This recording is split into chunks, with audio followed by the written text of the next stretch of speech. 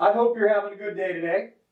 The reason why I'm making this video is actually due to some stuff that happened on Twitter. Now, to be clear, this is not a drama video. No, not the point. So I'm not even going to mention their name. It's really irrelevant. That doesn't matter. What does matter is what we were talking about, though. And that was keeping wild animals as pets.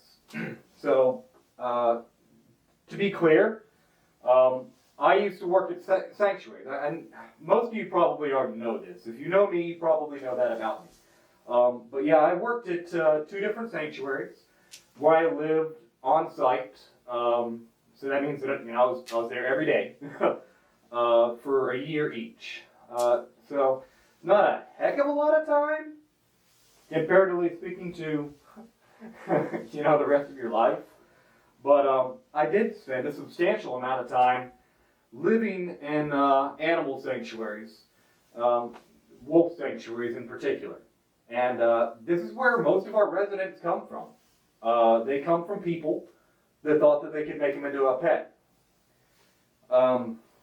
So, in I have my show, right? Last Waff Tonite. And of course I'm going to be talking about this a little bit in my next episode coming up, which is about wolves. But I don't really have the opportunity to really get into it. I probably should have turned my messages off, huh? But yeah, I don't really have the opportunity to get into it like that on the show. There's just not enough time. That's too complicated a topic. It's already 2 parts long. Anyways, I'd like to go address some of the things that I saw or I've heard from other places, but at least in the thread on Twitter and the little drama that went on with that, there's a few comments that I'd like to address. Because I'm not interested in really trying to change their mind. People, they're really convicted to their belief that they're a really great pet caretaker or whatever. And you know what? Maybe they are. Maybe they are. But even that is not the point. So, in wolf sanctuaries, and pretty much every sanctuary in the world of every type, definitely wolf sanctuaries, I know that for sure. But we would get about 12 emails, 10 phone calls every week from somebody trying to place an animal that they thought they could care for, or something just happened that made them no longer be able to care for them. Well, if a wolf or a wolf dog is relinquished to a pound, or like a humane society or something like that, most of them are put down within 24 to 72 hours. They do not last long, especially if they are known to have wolf in them. A lot of the times it's just immediately. And unfortunately, it's that way with feral cats too. In a lot of a lot of humane societies, they get admitted, and then they get put down within minutes. Not even kidding. It's terrible, but unfortunately, it's kind of the situation we have when it comes to poor choices and the animals that we are charged to be responsible for. Anyways, so most of those animals are put down. And it really sucks to be on a sanctuary and your objective is to provide these animals a forever home where they are comfortable and safe. But you're limited on your funds and your resources. This is a charity. They don't have oodles of money that they can just find. It really is up to people that make donations to them. And they're bored. A lot of the money comes from the board, to be honest with you. But again, that's still a donation. This is a volunteer. They're not. There's no Exxon company sponsoring these people. I don't need to elaborate on this anymore. So they would take more if they could, but they can't. And because they can't, that means that they're turning down hundreds of animals a year. And you can be pretty certain that every single one that they turn down is going to be euthanized. It really sucks to be in that situation when you want to help, but you can't help, and your goal is to educate other people so that this doesn't keep happening. All right, moving on. I wanted to pull up a couple of notes that I had. Oh, yes. First one is very clear. So, the people out there that just outright disagree with me, they're like, you're crazy. On this thread, they're calling me a clown, too. Like, okay. Personally, I'm not offended. How can I be offended? Because I know I'm right. How can I be offended? But whatever. All they need to do is call a sanctuary. That's it. If they think I'm crazy or I'm wrong, all they have to do is call a sanctuary. Any sanctuary. I'm not going to tell them which one to choose so they can't rule out a bias or something like that. If they communicate it, no. Pick any sanctuary in the world of any species and ask them, should people keep wild animals or exotic animals as pets? Is this a good idea? Where do your animals come from? Ask them. That's all you got to do. And I already know the answer. But that's probably why they won't ask them, because that takes courage. And I don't think that they have that. Anyways, and then, some people mentioned, I'm trying not to laugh at this, because it's just really ridiculous. So there's a comparison made that they're saying that, like, well, what's the difference between us keeping an exotic animal today and somebody keeping an exotic animal 10,000 years ago or whatever, with the beginning process of the domestication of the wolf, for example, So, okay. I don't want to be really dark here, but unfortunately, this is going to start talking about some pretty crappy things. But I'll keep it short. So, the process of domestication was not pretty. In all reflection and looking back at that past in our history, wow, it is pretty dark. You're talking about taking animals, and if they didn't comply or behave, they would kill them. They breed the good ones, the ones they get along, they're docile, they inbreed them a lot too, obviously. Look at the pug. But pugs are fine, but yeah, they're inbred. They're all domestic dogs are. Anyways, it was a pretty dark period. And it was not nice. They didn't really, they weren't really raising the bulk, at least. I'm sure there's exceptions, probably. But the people that were raising these animals weren't really raising them to sit on their couch. They don't have couches back then.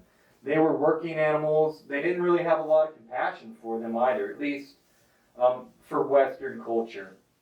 They were very much a tool.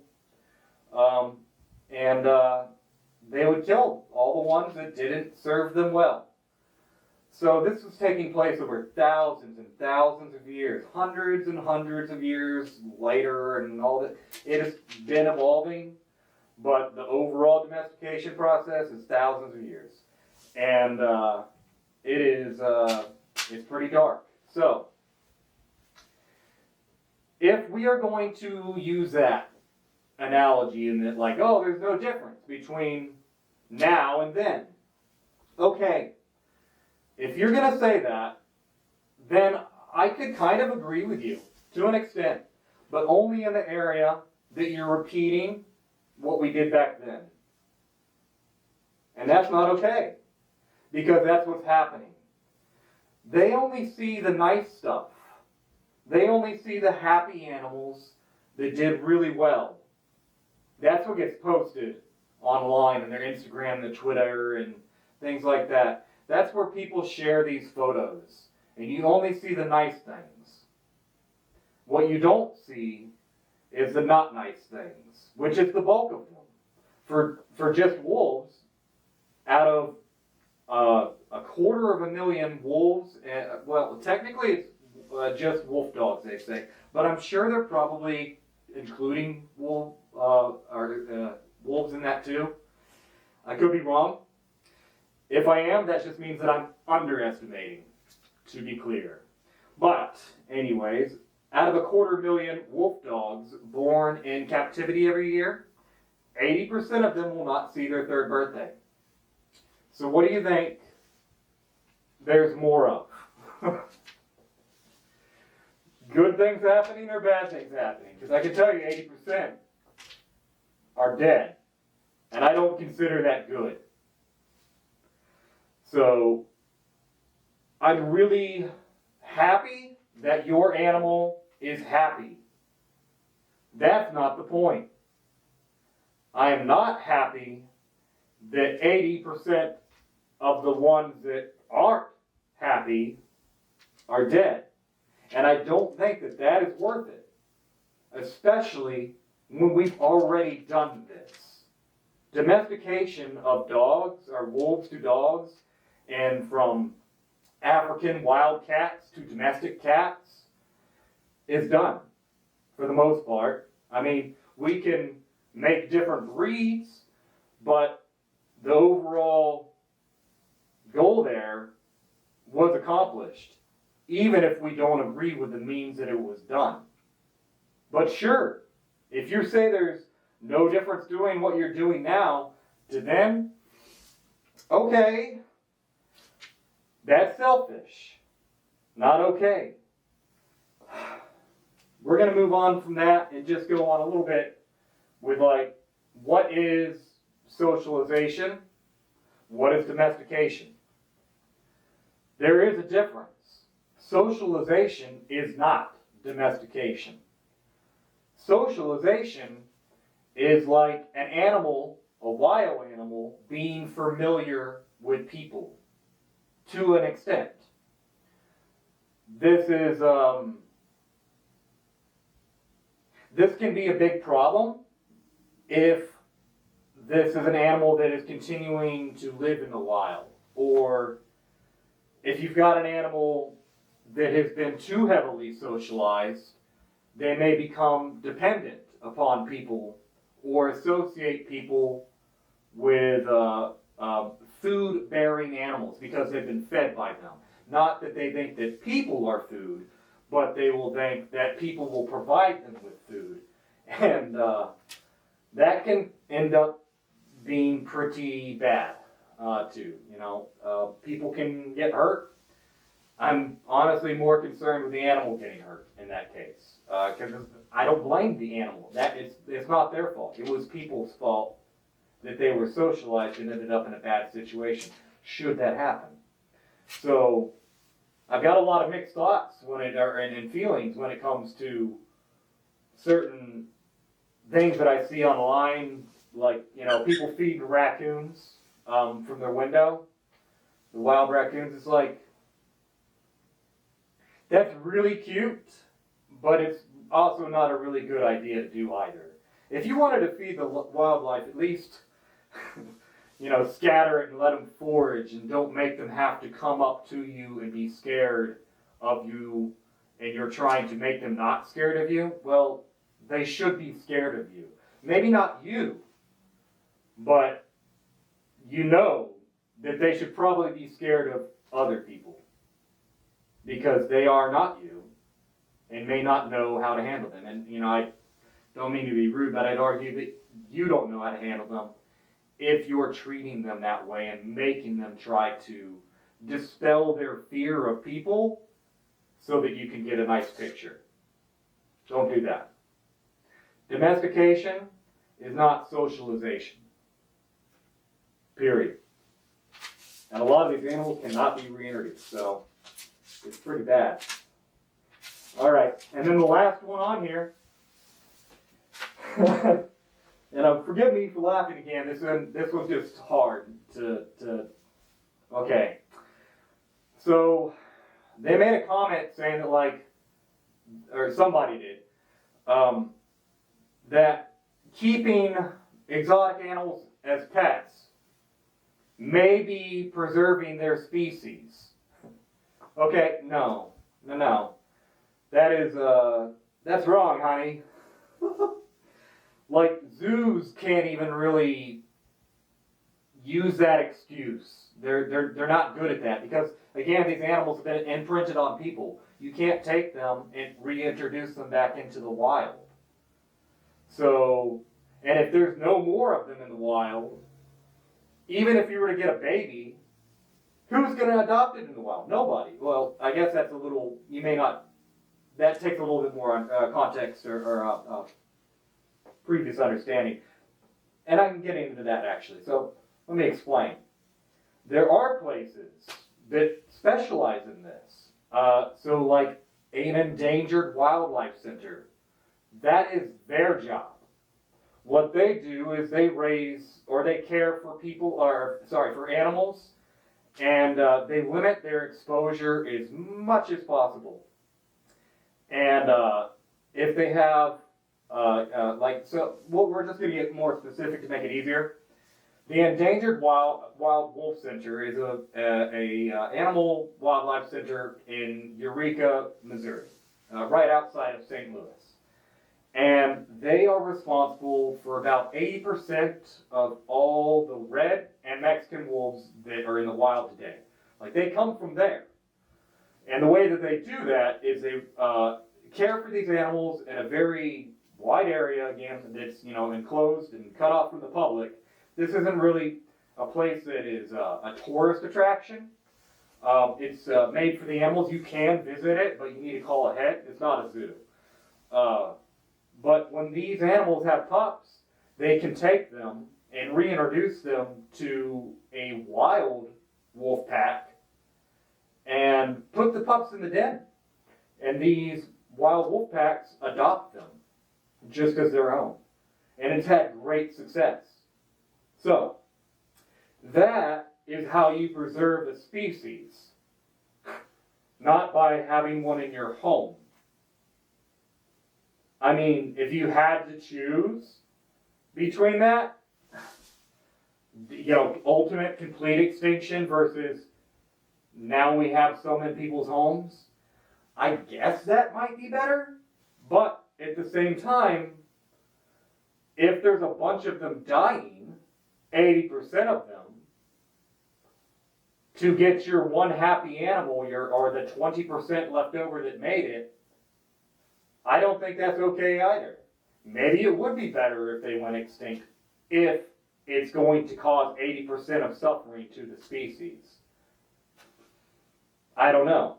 That's a tough one, isn't it? But what I do know is that we have cats today, domestic cats, and we have domestic dogs.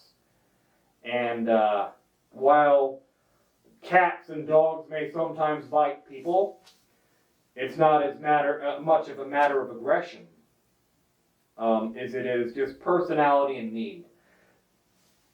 I was going to end it at that, but you know what? There's one more thing that I think I should say that is important.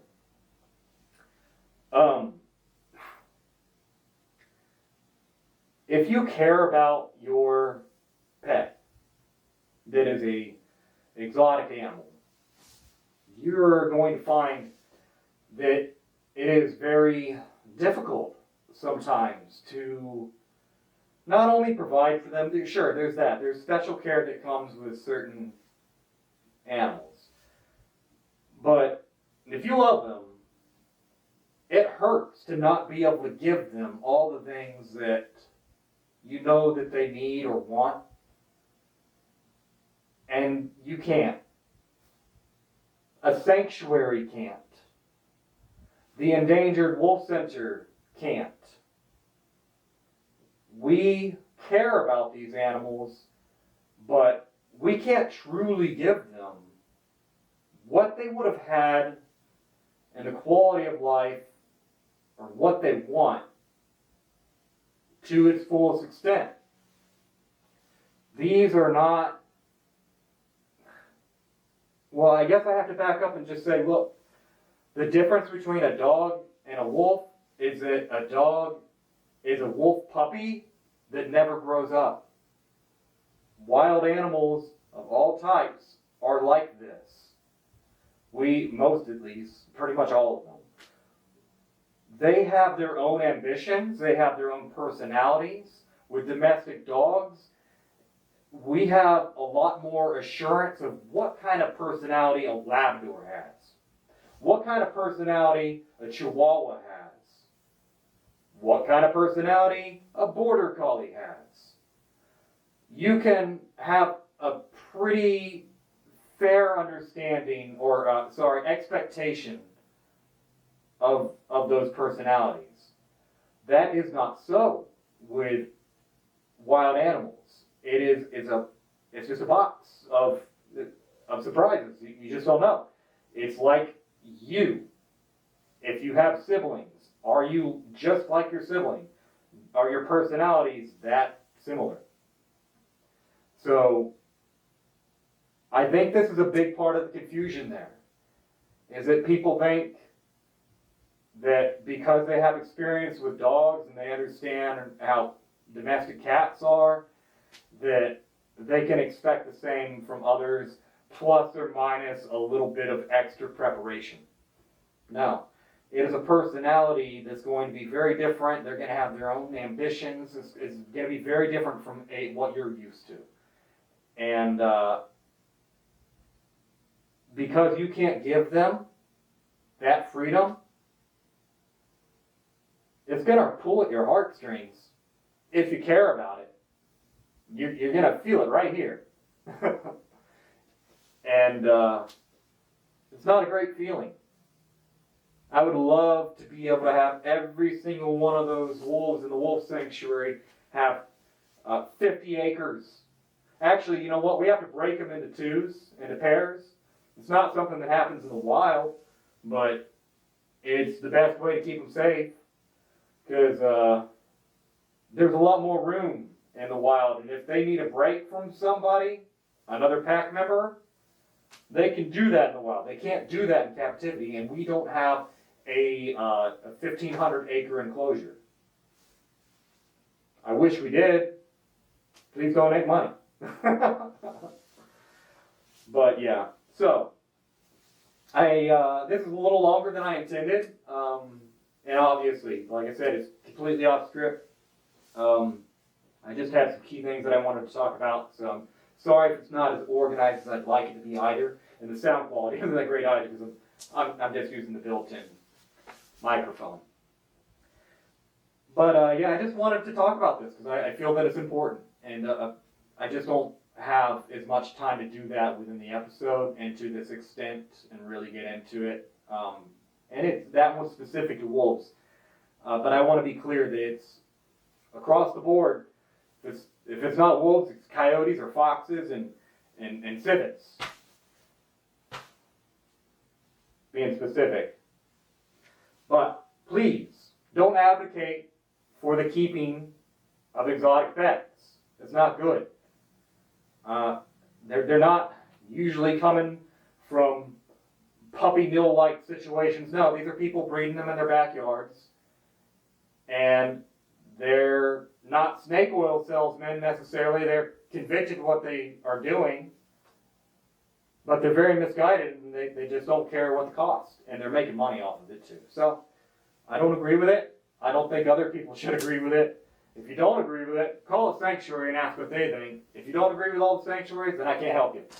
I just think that you're selfish. And I'm sorry, but you're the people that I fight against. And I have been fighting against for 20 years now. So, please do the right thing. If you want a dog, get a dog. Don't get a wolf. If you want a cat, get a cat. Don't get a civet or a fucking panther. Wow. People keeping mountain lions or pumas and things as pets. Like, okay. Dumb, but whatever. So, for the most of you, none of this is really news, and I appreciate it. You listening, so, yeah. I wish you all a good day. And I know that most of you will already agree with this message, but it just had to be said. Take care, everyone.